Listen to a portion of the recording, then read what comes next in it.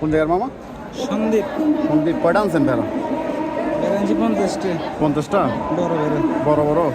এই ধরনের আপনার এগুলো কি এক্সক্লুসিভ, মানে অনেক সুন্দরভাবে রাখতেছেন মনে হয়? অবশ্যই এগুলো খুব যত্ন করি। মানে এই দোনোটা? এই সাইডটা দুটো বেশি একটু যত্ন করছি। আচ্ছা আচ্ছা, না একদম অনেক সুন্দর, মানে একদম মনে হচ্ছে বিদেশি কুকুরদের মতো। এই বেড়া মানে খুব- বাংলাদেশে আর কোনো মানে কোথাও খাওয়া যাবে না। হ্যাঁ সন্দীপের বেড়ার মতন বাংলাদেশে কোথায় বেড়া খাওয়া যাবে না। আচ্ছা, কয়টা আনছেন আপনি? টোটাল কয় পিস আনছেন? 50 পিস। 50 পিস। আর সেল হয়েছে কয়টা আপনার? বেশি 10 টাকা 15টার মতন আছে। এই সাইজে সেল হয়েছে? এত বড় সেল হয়নি, ছোট হ্যাঁ? করে সেল হয়েছে। ছোট সেল হয়েছে? তো কত করে সেল করছেন আপনার আইডিয়া? আচ্ছা ছোটগুলো 15, 20, 25, 30।